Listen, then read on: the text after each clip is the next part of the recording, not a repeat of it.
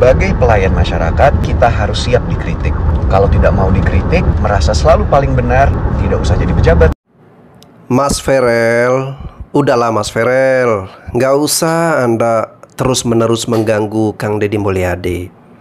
Fokus aja sama pekerjaanmu Mas Ferel. Atau ya kalau Anda bosan, Anda boring, joget-joget aja di TikTok ya. Bareng Kak Fuji, main sama Gala. Atau mainlah sama circle pergaulanmu seperti artis-artis, para elit-elit ya. Itu teman mainmu. Kalau sama Kang Deddy Mulyadi kan beda. KDM ini teman mainnya, circle-nya itu sama orang-orang pinggiran, orang-orang susah, orang-orang miskin, orang-orang yang kelaparan, orang-orang yang membutuhkan pertolongan. Itu teman mainnya Kang Deddy Mulyadi. Oke guys, kali ini saya akan mereaksi video terbaru lagi nih ya, dari Verrel Bramasta yang kemarin dia kritik tentang kebijakan Kang Deddy Mulyadi untuk memasukkan anak-anak nakal, bandel, badung ke barak militer. Lalu kemudian videonya itu ternyata dia dihujat oleh netizen guys ya. Videonya itu mendapatkan penyambutan negatif dari seluruh netizen Indonesia. Dan tidak puas dari itu, dia kemudian membuatkan video terbaru guys ya. Dan video terbarunya ini ditanggap lagi oleh Bupati Purwakarta saat ini, yakni Om Zain ya. Om Zain yang terkeren dan top banget guys. Oke guys, tanpa perlu lama-lama, kita saksikan dulu videonya berikut ini. Sebagai pelayan masyarakat, kita harus siap dikritik. Kalau tidak mau dikritik, merasa selalu paling benar, tidak usah jadi pejabat. Assalamualaikum warahmatullahi wabarakatuh. Halo teman-teman semua, semoga kalian berada dalam keadaan yang sehat dan juga bahagia. Perihal isu yang sedang ramai digoreng saat ini, saya hanya ingin meluruskan bahwa tidak ada sedikit pun di dalam video saya bahwa saya kontra terhadap sebuah kebijakan yang ada di dapil saya. Jadi saya anjurkan teman-teman semua kalau melihat video atau menerima pesan dibaca secara keseluruhan. Oleh karena itu, saya sangat mengapresiasi upaya pemerintah daerah untuk menerapkan kedisiplinan dan juga akhlak yang mulia untuk pendidikan karakter siswa-siswi yang sedang mengalami masalah perilaku. Pada prinsipnya, saya hanya ingin menyuarakan suara mereka yang memiliki pandangan berbeda mengenai program yang ada di dapil saya. Ambil saja itu sebagai bahan pertimbangan. Koreksi dan sempurnakan programnya. Saya kira saat ini kita tidak perlu berkompetisi di sini untuk menunjukkan siapa yang paling kerja, karena semua sudah ada porsinya masing-masing. Jadi kalau ada satu atau dua pihak yang merasa tersinggung, saya anggap mungkin mereka lagi banyak pikiran. Tapi jika saya rasa itu semua sudah dilengkapi oleh kepala-kepala daerah yang merasa tersinggung, good job, best of luck. Dan jika saya diundang, terutama yang ada di dapil saya, dengan senang hati saya akan hadir untuk melihat secara langsung seperti apa program itu. Jadi ditunggu undangannya ya. Satu hal lagi teman-teman, saya hanya ingin mengingatkan kita semua di sini sudah menjadi pelayan masyarakat. Apapun lini dalam trias politikanya, baik kita di eksekutif, di legislatif, ataupun di judikatif. Saya sebagai anggota DPR RI memiliki tupoksi saya, salah satunya adalah mengawasi jalannya pemerintahan, baik pemerintah pusat ataupun sampai ke pemerintah daerah. Jadi saya juga berharap bagi teman-teman yang sekarang sudah menjabat atau menjadi pejabat untuk tidak anti kritik terhadap siapapun, baik masyarakat ataupun wakil rakyat, yang memang tugas kita adalah mengawasi jalannya pemerintah. Karena saya rasa ini untuk kita semua. Saya tidak menyindir satu atau dua pihak. Sebagai pelayan masyarakat, kita harus siap dikritik. Kalau tidak mau dikritik, merasa selalu paling benar, tidak usah jadi pejabat. Have a good day semuanya. Assalamualaikum warahmatullahi wabarakatuh. Mas Verrel ini mungkin panik guys ya. Selama ini selalu dipuja-dipuji, dikagumi, banyak digemari oleh fans ya, karena background dia adalah seorang artis. Tetapi kini ketika mendapatkan berbagai reaksi, mendapatkan kritikan dari masyarakat Indonesia, mungkin dia bereaksi kaget seperti ini. Mas Verrel, menurut saya Anda sangat tidak layak lah ya untuk menasihati Kang Deddy Mulyadi atau menasihati pejabat-pejabat yang lebih senior ya, terkait dengan anti kritik, harus mendengarkan kritik. Hal-hal seperti itu nggak perlu Anda ajari. Kang Deddy Mulyadi ini, kalau soal kritik, anti kritik, berdebat, ada yang kontra dengan dirinya, ya, bahkan ada yang sampai mengancam untuk membunuh dirinya. Dia udah terbiasa dengan hal-hal seperti itu. Dia udah kebal dan dia paham betul bagaimana cara mengatasinya. Jadi menurut saya sangat tidak pantas Anda menasihati untuk hal-hal yang receh seperti itu, ya.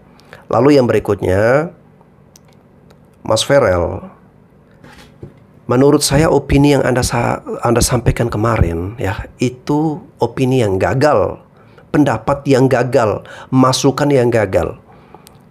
Ya, itu bukan dari saya yang menyampaikan hal itu, ya, bisa dibuktikan, guys. Coba Mas Ferel buka, Mas Ferel lihat, Mas Ferel baca semua kolom komentar dalam video Mas Ferel tersebut. Semua netizen, ya, hampir semua netizen rata-rata memberikan kontra narasi. Rata-rata mengkritik balik pernyataan Anda. Mereka tidak sepemahaman, mereka tidak setuju dengan pernyataan Anda. Artinya, komunikasi Anda gagal penyampaiannya ke publik, ke masyarakat. Karena memang Anda salah sasaran. Makanya, kita sih menyarankan kepada Mas Ferel, ya, alangkah baiknya sebelum Mas Ferel mengkritisi kebijakan Kang Deddy Mulyadi untuk memasuki anak-anak ke barak militer tersebut, Mas Ferel kunjungi dulu, lihat dulu kegiatan di barak ini seperti apa. Apakah 100% full militer di situ, pendidikannya full militer di situ? Ya, Anda lihat dulu. Kan tidak, kita kan juga saksikan di YouTube, ya, di konten Kang Deddy Mulyadi. Di situ dihadirkan juga guru-guru psikologi, ya, bimbingan konseling, guru-guru spiritual, ya, guru-guru agama, lalu kemudian ada guru-guru les, ya, itu lengkap di situ dihadirkan untuk membina anak-anak yang nakal, bandel dan sebagainya, ya. Jadi alangkah bagusnya sebelum Anda menyampaikan pendapat itu, riset terlebih dahulu, dilihat dulu, berkunjung dahulu, baru mungkin Anda menyampaikan, mungkin ada tambahan-tambahan dari Anda, ya. Tapi itu tidak Anda lakukan. Anda dengan modal duduk di ruangan yang nyaman, ruangan ber-AC, dingin, sejuk, adem, di kursi yang empuk, lalu kemudian omon-omon. Wow, sedap. Itu sedap banget, ya, penyampaian Anda. Tapi bagaimana kondisi real di lapangan, itu Anda sama sekali nggak tahu, Anda sama sekali nggak paham, ya. Tadi kan Anda bilang menunggu undangan. Harusnya ya nggak usah, ngapain diundang? Itu kan dapil daerah pemilihan dari Mas Ferel, ya. Jadi Mas Ferel nggak perlu gengsi lah, ya, nggak perlu harus terlalu normatif, terlalu formalitas. Tinggal datangi aja, pantau, lihat seperti apa suasana atau situasi di barak militer, ya. Tidak perlu harus diundang dulu, ditamu seperti raja lah, ya. Anda saya lihat terlalu normatif, ya, terlalu formal banget, ya, terlalu kaku. Itu mah gaya-gaya model lama, ya. Sekarang di tengah berbagai kekacauan saat ini, orang udah nggak butuh hal-hal yang terlalu normatif seperti itu. Kita butuh pemimpin yang humble, ya, yang gesit, yang sat-sat, langsung apa adanya. Mau komunikasi bahasa Indonesia, ya biasa-biasa aja, menyampaikan dengan bahasa rakyat. Seperti Kang Deddy Mulyadi, mau berbicara bahasa daerah, bahasa Sunda, dia juga bisa. Tapi jangan suruh berbicara bahasa Inggris, ya. Dia nggak punya kemampuan di situ. Nah guys, ini ada video dari Bupati Purwakarta Om Zen, ya, yang kembali meladeni pernyataan dari Mas Ferel. Kita dengarkan dulu berikut ini. Saya udah tonton, ya, dari awal sampai akhir. Saya nggak lihat sepotong-sepotong. Ya tujuannya dia tuh benar, tapi dia kurang referensi itu aja. Makanya saya bilang turun ke langsung, karena kurang referensi, kan gitu. Jadi kalau misalnya dia turun langsung, dia kan nanti akan tahu nih penyebabnya apa nih, kenapa dia dibawa ke barak militer, ya kan? Kenapa, masalahnya apa? Dia tanya nih orang tuanya satu-satu, kan? Terus setelah tanya orang tuanya satu-satu, tanya dia sekolah itu, pihak sekolahnya seperti apa. Nah setelah itu dia datang ke barak militer. Sampai ke barak militer, langsung dia lihat model pembinaannya itu seperti apa.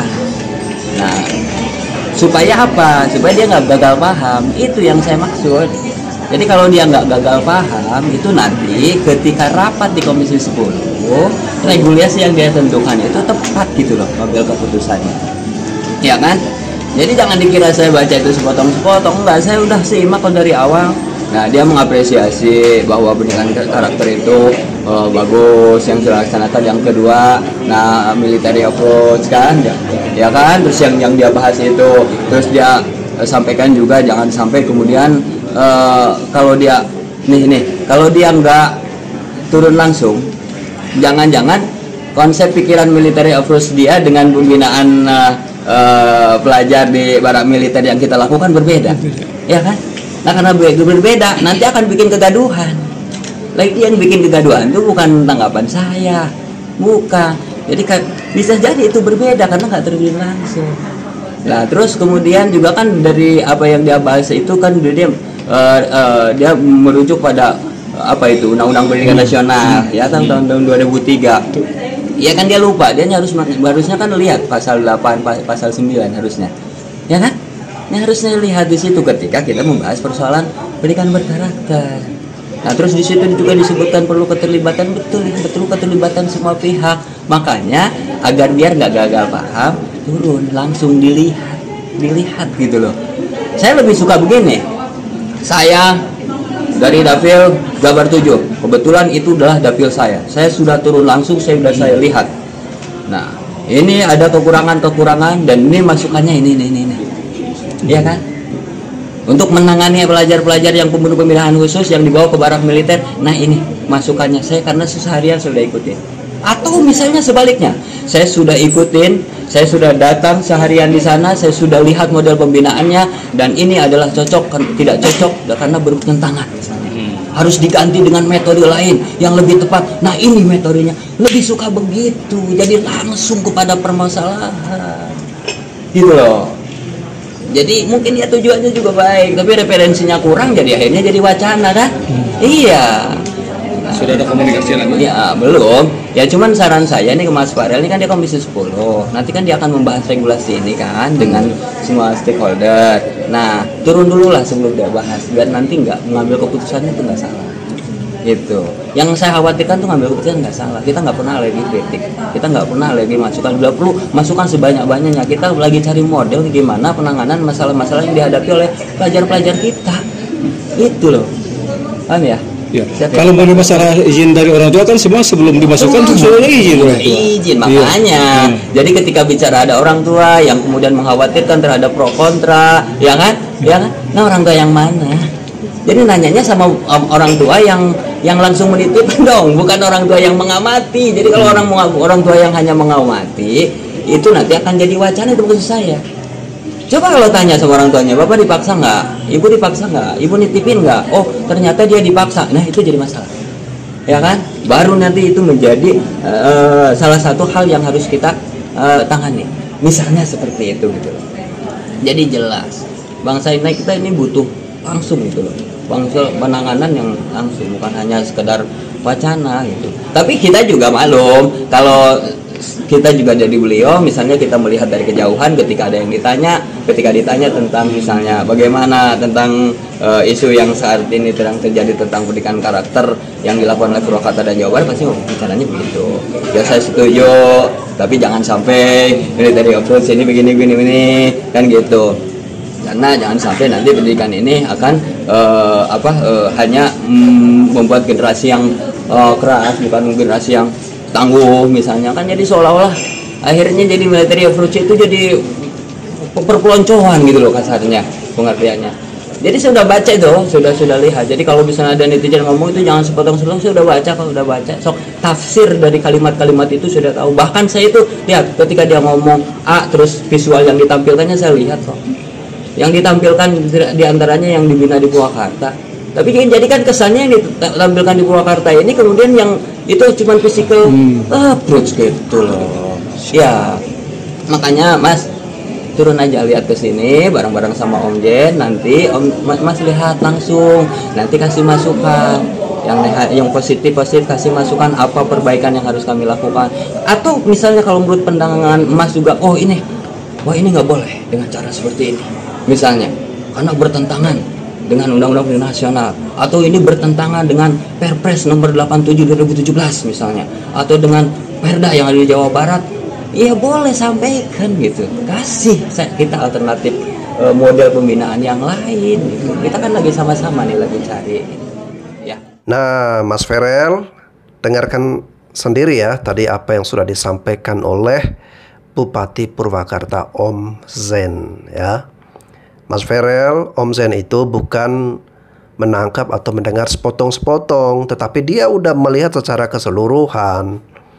Dan tadi Om Zen menawarkan, kalau boleh ya punya waktu, monggo ya datang bersama dengan Om Zen ke barak militer, saksikan, lihat dulu di situ kegiatan seperti apa. Om Zen itu menyayangkan kritikan Anda itu tanpa adanya riset terlebih dahulu, cross and check terlebih dahulu. Anda belum datang ke lokasi, belum berada di barak militer, ya belum pantau situasi di sana seperti apa, pembelajaran pembinaan di sana seperti apa. Tapi tiba-tiba Anda membuatkan video kritikan seperti itu, ya. Yang disarankan Om Zen tadi, nanti apabila sebelum Anda membuatkan kebijakan di Komisi 10 DPR RI, alangkah baiknya datang lagi atau datang terlebih dahulu ke barak militer untuk melihat secara keseluruhan kegiatan apa saja yang diselenggarakan di barak militer. Om Zen tadi juga mengatakan dalam videomu itu, Anda hanya melihat atau menampilkan potongan-potongan video kegiatan military approach ya. Sedangkan kegiatan-kegiatan yang lain itu tidak Anda highlight, tidak Anda perhatikan ya. Jadi ada hal-hal yang menurut Om Zen itu Anda lewatkan, ya bisa dipahami karena Anda tidak observasi terlebih dahulu. Anda tidak meneliti terlebih dahulu ya. Sehingga menurut Om Zen Anda gagal paham. Belum selesai masalah pungutan, masalah pemotongan PIP, masalah ijazah, masalah studi tur, masalah renang, masalah perpisahan, masalah foto kelulusan, dan lain sebagainya. Terus muncul berbagai macam permasalahan di Jawa Barat yang intinya memang Jawa Barat harus ditangani dengan baik. Gubernur Jawa Barat Kang Deddy Mulyadi terus melakukan pembenahan yang tentunya harus mendapatkan dukungan dari seluruh rakyat Jawa Barat. Karena di saat kondisi ekonomi yang sedang tidak baik-baik saja, maka pemerintah seyogianya tidak membuat kebijakan-kebijakan yang pada akhirnya rakyat mengeluarkan uang yang seharusnya bisa ditanggung oleh negara. Sehingga tidak ada pungutan-pungutan, apalagi pungutan liar yang terjadi di semua sektor. Dan saya yakin gubernur tidak bisa sendiri, maka perlu dukungan dari DPRD Provinsi Jawa Barat, perlu dukungan dari seluruh rakyat Jawa Barat. Saya yakin Jawa Barat istimewa akan terwujud apabila kita semua sepakat, kita semua bersatu, kita semua gotong royong untuk menyelesaikan segala persoalan rakyat di Jawa Barat. Stay tune. Hatur nuhun. Kritik pada saya, gubernur gawe, duitnya dihamur-hamurkan, anggarannya habis untuk bajunya sendiri, perjalanan dinasnya sendiri, nginep di hotel, dari hotel ke hotel. Kritik saya. Bukan dibalik, ketika gubernurnya jalan-jalan ke luar negeri terus, duitnya dihabisin tidak jelas, itu pernah dikritik, ayo digawe dikritik. Kenapa saya keras menghadapi? Karena tidak objektif, Pak. Anggaran saya sudah diturunkan, apapun saya iritkan, mobil saya cukup 3, bensin kadang bayar sendiri. Kenapa? Saya ingin berbuat yang terbaik pada rakyat Jawa Barat, bukan sekedar politik. Ini cita-cita saya sejak lahir, sebagai siwi-siwi bagi seket-seler Pajajaran. Aing hayang ninggali Sunda nanjir di lembur nasional.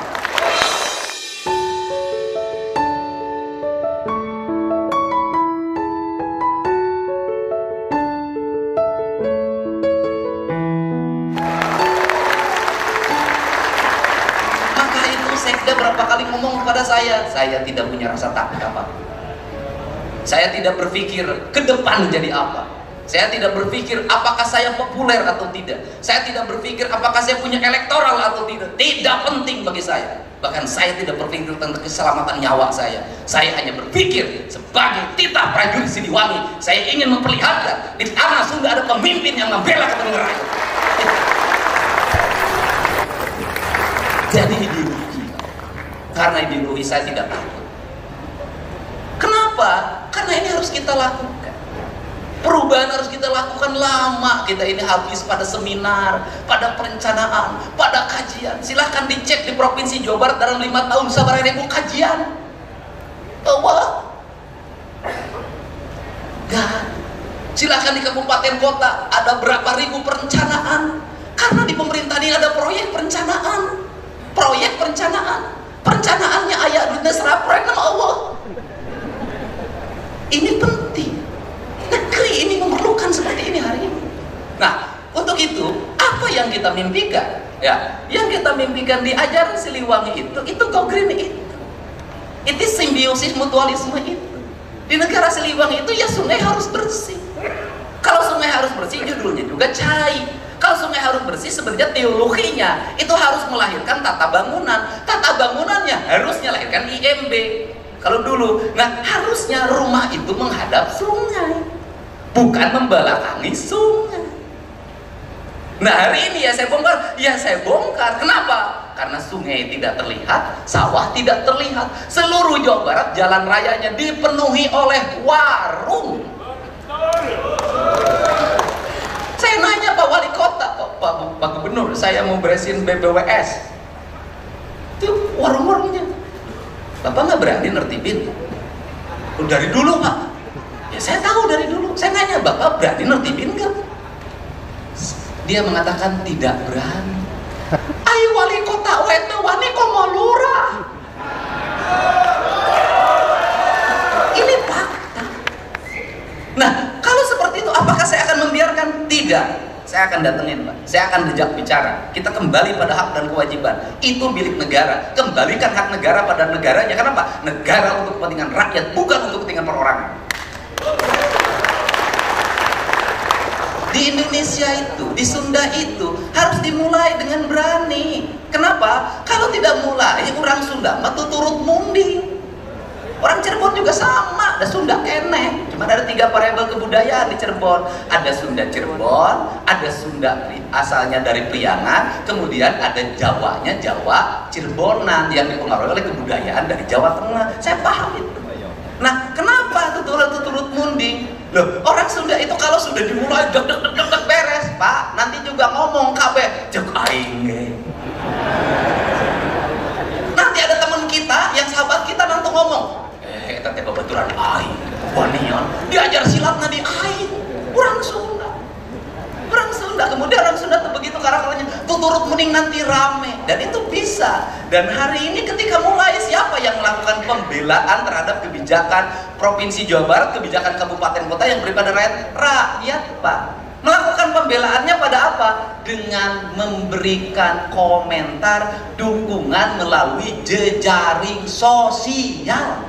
Dan itu demokrasi terbuka, Pak. Dan itu partisipasi publik. Siapa yang melawan arus media sosial, yang itu mendukung kebijakan pembangunan, sesungguhnya dia sedang berhadapan dengan rakyat yang memilihnya sendiri.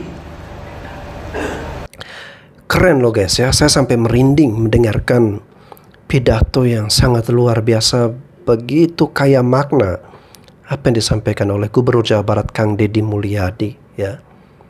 Dia melawan tradisi lama gaya pemerintahan yang jadul, di mana hanya banyak kajian-kajian, perencanaan-perencanaan, tetapi eksekusinya nol besar, pelaksanaannya nol besar. Jadi dia ingin merubah itu semua, bahwa menjadi pemerintah, dia ingin betul-betul membela kepentingan rakyat. Dia ingin hadir sebagai pemimpin yang betul-betul real eksekusi, langsung melakukan, dan juga harus mempunyai keberanian. Dan keberanian itu didapatkan dengan orang-orang yang memiliki hati sepenuhnya untuk mau berjuang bagi rakyat kecil guys ya, bagi seluruh masyarakat. Dan dia pun tadi menyatakan dia tidak takut sekalipun itu bertentangan, itu berlawan, ataupun dia kehilangan nyawanya ya. Dia tidak pernah takut. Luar biasa loh pernyataan dari Kang Deddy Mulyadi. Dan gubernur seperti ini, seperti yang video saya sebelumnya saya sampaikan, Kang Deddy Mulyadi ini diibaratkan seperti sebuah permata yang sangat berharga, yang harus senantiasa kita jaga, kita bentengi dari orang-orang, salah satunya seperti Verrel Bramasta. Jangan pikir kritikannya begitu bagus, sopan ya, tapi itu serangan untuk mau mencoba ganggu Kang Deddy Mulyadi. Makanya ya, yang akan menghadang, membentengi itu ya orang-orang seperti saya ya, orang-orang seperti netizen, rakyat kecil ya, netizen, para influencer yang lain, para konten kreator yang lain. Karena apa? Terpanggil nuraninya untuk mau menjaga berlian ini ya. Mereka ingin menghancurkan berlian itu, ingin meredupkan cahaya dari berlian itu. Nah, kita harus membentengi dan menjaga ya, agar orang-orang yang memiliki tujuan niat yang gak bagus itu jangan sampai bisa berhasil. Oke guys, mari kita terus berikan support ya, berikan dukungan ya, agar Kang Deddy Mulyadi tetap menjaga semangatnya ya, tetap bekerja, dan juga ya selalu rendah hati, betul-betul untuk kepentingan rakyat Jawa Barat. Oke guys, sampai jumpa lagi di konten saya selanjutnya.